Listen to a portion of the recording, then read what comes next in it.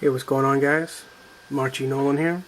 Welcome to Lab Work Episode 5. I guess we're going to start off with my Batmobile. This is the Blast Lane Batmobile that you can pick up on eBay on the cheap. I know they got it at Kmart for around between 18 and 20 bucks on clearance. And it can fit a 6-inch figure. It's tight, but you can squeeze them in there. I really don't plan on doing that. The shots that I take with this Batmobile are probably going to be with Batman on the outside of the vehicle. So I'm really not too worried about detailing the inside of the Batmobile as of now. But I did paint this with, I was going to paint it with an acrylic flat matte, flat black paint. And while I was at the craft store, I just wasn't paying attention, and I ended up picking up a tester's enamel, which I'm really not the biggest fan of, but it worked out well for this. I do suggest, if you do use the tester's flat black enamel paint on the fin here, tape it up, because I noticed that on the repaint, it's the only part of the vehicle that remains a tad bit sticky. So if you're going to use that paint, tape it up. The fin's black anyways, so it will blend into the finished product. But this is what it looks like when I grabbed it off eBay. I won a bid for $9.99. It was like $5 shipping, so I was pretty pumped. And yeah, but this is it. Not bad, factory. I really was digging the eyes, so I knew right off the rip that I was going to keep those red eyes, and I really was digging the grates in the back, the red grate, so I knew I was going to keep that. But when I saw this, I definitely was seeing a flat black, mean kind of Batmobile. But yeah, that's the before, and then we got the after. Now as you see, what I did was, after I painted it, is I pretty much scuffed it up. Now, some people may not like that. You may just, it looks pretty dope, just with the flat black as is. But what I got here is I had a Citadel steel hanging around, so I just used that to, because my thing is, I wanted something to look lived in, like this thing's kind of been through hell and back, and he's nicked corners, banged into things, so that's why I gave it kind of the that scuff mark detail kind of thing. As you see there, I painted in the 3 bolts on the side and just added some the scuff marks throughout the vehicle. And this opens fine. Pop this open. I'll show you the inside. It's all red. So yeah. Got the red interior. Like I said, he does fit in there. It's a tight squeeze, but the figure does fit in there. And I may detail that out in the future. I don't know, but so that's what it looks like. Close it right back up. But yeah, feeling it. Kind of happy how things came out. It has that lived-in look that he's been, and that's the Young Justice Batman that I think goes best with this Batmobile. But that's up to you. That's up to to you out there who if you feel like another Batman goes good with it, by all means use it up. But yeah, this is kind of my choice. What I did do, for you guys who are thinking about repainting a Batmobile, and there are like 1 or 2 other Batmobiles out there that you can grab and repaint as well. I just chose this one. To keep the eyes, I just used this kind of thin painter's tape. It's definitely a bitch to do, but it's well worth it if you want to keep the eyes in these back here. It didn't come out perfect, but I did the best that I could, and like I said, and I really like in those red rims, wasn't really feeling it. Definitely am digging the black rims, that flat matte black rim look. And these grates, you know, detailed out those grates. Made it look like they've been hitting cement and concrete, going 90 miles an hour through Gotham City streets and stuff. So yeah, that's the Blast Lane Batmobile that I repainted.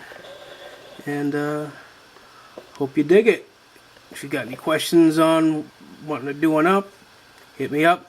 I'm always willing to help anybody out when it comes to props, dials, repaints, or whatever. So yeah. Alright, see what else we got.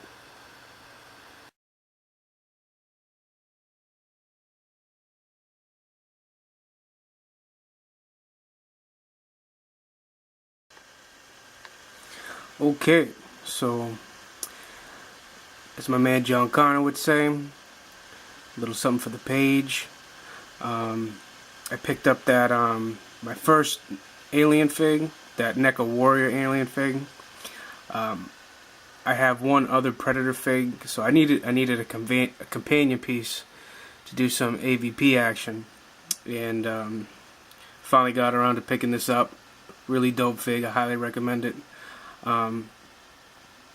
Just actually talking to Pharaoh Black, and he just let me know that Big Chap is on pre-order, and that's the original alien from the Alien movie, which has that glass dome kind of look on top of his head. This is kind of the James Cameron look right here. James Cameron, when he was making Aliens, made a lot of these alien suits, and they were having trouble mass producing the glass dome look for all the suits, so he 86'd that look and was just like, we're just going to go for an exoskeleton look. So that is why you do not have that glass shield look for aliens. So now you know. But yeah, this is a pic that was inspired by Ryan Folsom, who just posted a pic today of that wolf predator. A nice outdoor shot that he did, and you know, leaning hard down on a warrior alien, about to gun him in the neck or something. Ryan's always doing cool pics with the aliens and the predators. But yeah, I definitely gained inspiration from that, and also it just so happens that for the past couple of days, well, actually yesterday, I've been watching on YouTube.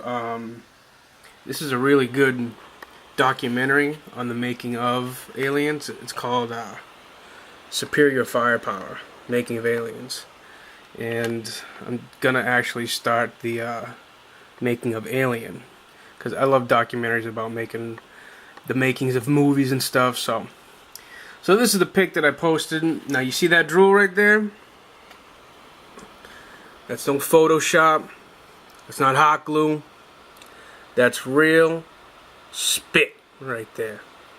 That's how I do. And I was actually talking to Pharaoh, and he's like, yo, I did the same thing.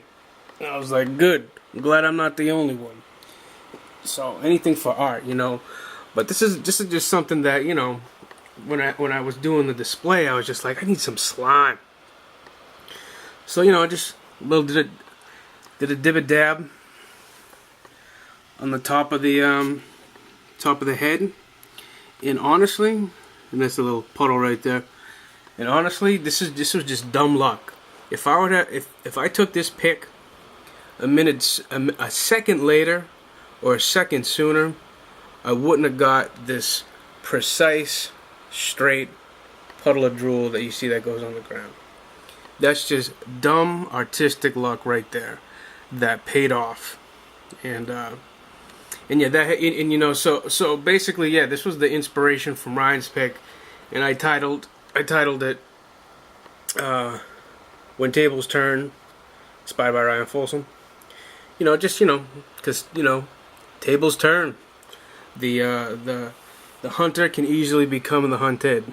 So that was the inspiration from that pick. And this is on the back. This is a little mini dio action that I'll get into soon. And this head is just the remainder of a Predator that I had that I broke. So I just keep his parts laying around.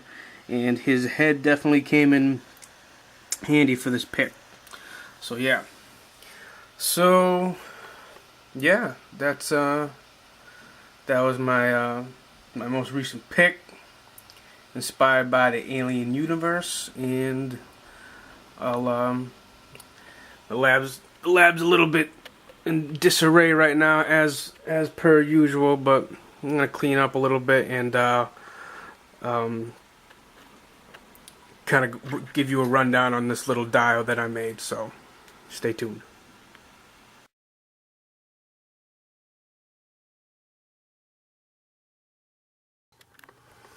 Okay, so this is just gonna be another take of the dial that you just saw that I used for the Alien setup. Right now, I definitely have a Baron Zemo feel going on. Got a bookcase over there, side table. Um, got a sword going on. But this is the mini dial that I got inspiration from watching Earth's Mightiest Heroes. Again, that's not only is that a cool little show to watch, but gives you cool ideas for displays and picks and whatnot. But nothing. It's just extra foam that I had laying around. Craft wood for the panels that you see here, barbecue skewers, and toothpicks for the wiring that go from panel to panel. And yeah, that's about it. This little thing right here I made out of foam. Got some tech that I made right there. Printouts, some layered craft wood. And let me see. His monitor is just toothpicks cut to size, some printouts, and if you go to any craft store, you'll be able to see these boxes right here that you can put gifts in, earrings or whatever, and especially just the top of one of these, and to give it that protruding monitor effect. It's purple, so it went good with the dial. And even though I did want an all purple look, I wanted some contrast, so I used 3 different types of purple. I got a regular purple, eggplant purple, and a metallic purple for the paneling. So just to contrast everything out, even though I was basically using the same color. But let me see, this side table, bookshelf, those can all come out, so I can switch it up, different ideas, put different characters in there. And the back wall is magnetized. This wall, that wall are not. And considering this is just going to be for me, I'm just going to keep it like that. The dials that I do keep for myself are definitely going to be on the small side. So yeah, it's nothing too crazy, nothing too elaborate, easy to store, and but get some good pics out of it. And so yeah, alright, off to the next thing. Alright, so I got a few things here. Start off with the modified Billy Mahoney recipe Aquaman that I got. I was on a chat a couple of weeks ago with Billy Mahoney and Todd Ortiz, and knowing that Billy's a huge Aquaman enthusiast, I asked him, if you had one Aquaman figure to have, what would it be? Because I told him that I only have one Aquaman figure before I did this one right here, and it's that armory one that you see right there.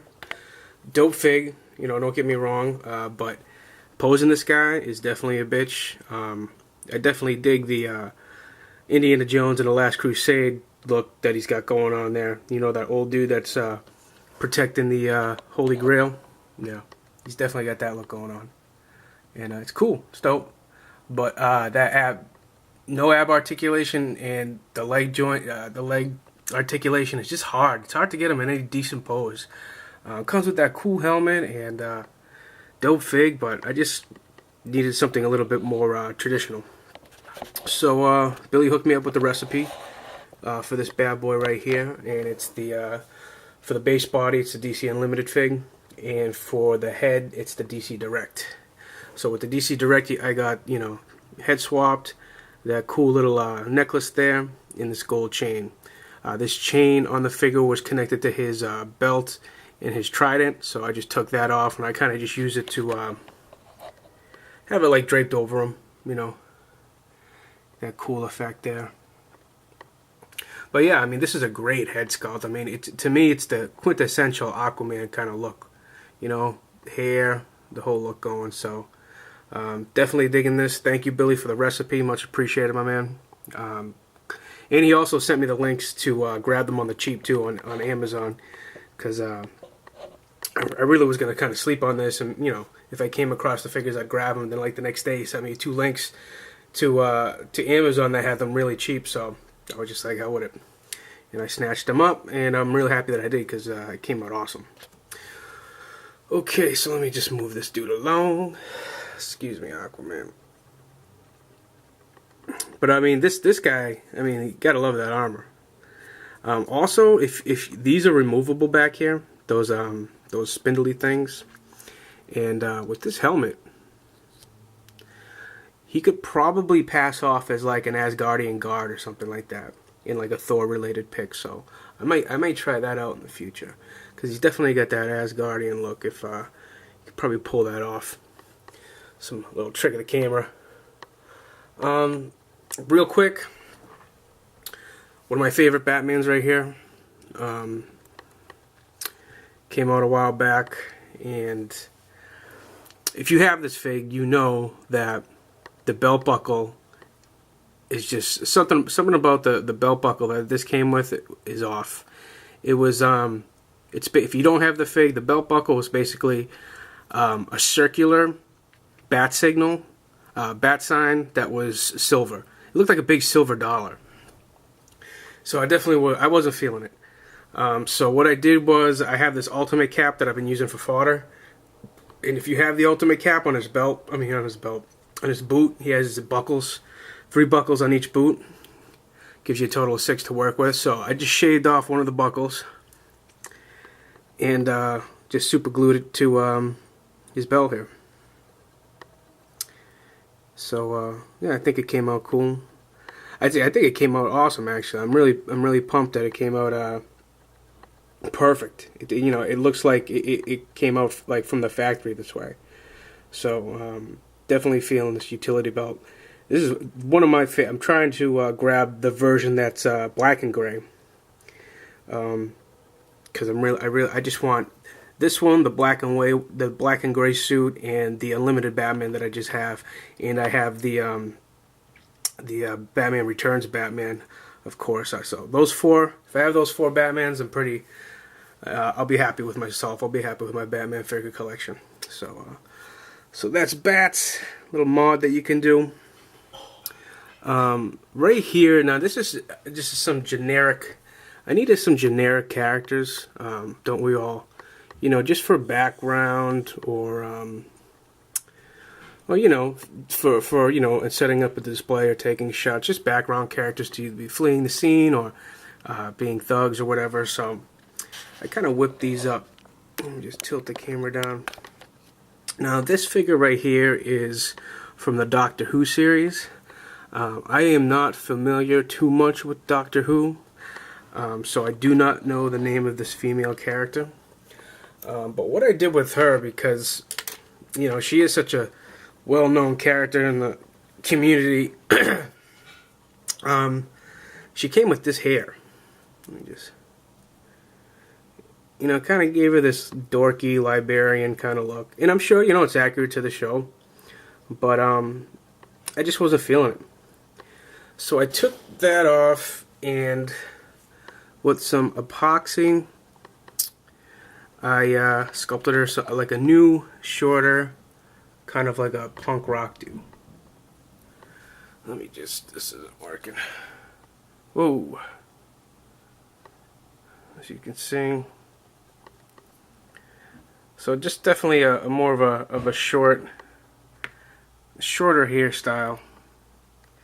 And sorry that my camera takes years to focus, but that's that. Maybe if I get it out of that bleachy light. There you go. Yeah, so that was my first attempt at hair sculpting. Gave her kind of that, chic / punk look, whatever. But yeah, now she looks a lot more badass. So, and not as recognizable. So that's what you can do if you have that figure and you're not digging that, you know, Lisa Library look that she's got going on there. And with the Aquaman head that I used from the Billy Mahoney recipe, I made this cool little generic kind of thug. What I did was sanded down his hair, painted it brown with some black wash and white highlights to give him some gray, to give him a touch of gray look, if you will. So, you know, and that's the Joker Thug body that I've had lying around for like a year now. I didn't know what to do with it. Well, actually, I did. I put a Magneto head on there and came to the realization that that head was a little bit too big. It didn't really fit the body mold. So I yanked it off and kind of just had that body laying around, the Joker Thug body laying around for a bit. But yeah, I'm happy with the outcome. This is definitely a cool head. You know, it's you know, this is a great head sculpt. You know, once I got it off the Aquaman body and was checking it out and put it on this body, I was like blown away by it. It's perfect because he's got, you know, kind of this mean scowl going on, and it's perfect for, like, you know, a hitman, mercenary, thug kind of thing. So yeah, definitely feeling the that little switch up there. Now over here, this dude is from Avatar. Same thing, just kind of like a generic thug that I wanted to do. I just basically painted and detailed out his vest. Painted his hair, gave it a touch of gray. I believe the vest was like a green or something, so I painted that and kind of had him as a generic thug. So happy with the outcome of those. And real quick, money stacks. Now a lot of people use the money stacks from the Kill Bill figure, from the character that Daryl Hannah played. The name is escaping me right now, but it was kind of like something like this. She came with a suitcase full of money. So I didn't want to go spend 15, 20, 25 bucks on the fig just so I can get that suitcase of money. So I printed out some bills and kind of just resized them to, you know, either a 5, 6, or 7 inch figure, and I just cut them. I made 2 layers of regular bills, and then the rest on the bottom is just paper. It's just stacks of cut paper, and as you can see, so I had all this white paper on top of this realistic looking money. So what I did was, with a pencil, I just colored it all in to give it that stacked up money look. So that's what you can do, and I'll probably make a couple of more like individual stacks. But yeah, that's what you can do if you're short on money and need to buy money. You don't want to go spend a shitload of money on that Kill Bill figure. That's what you can do. You know what I'm saying? So yeah, thanks for tuning in. That's all I got for this episode. Click, comment, subscribe, all that good shit, and catch you all on the page. Peace.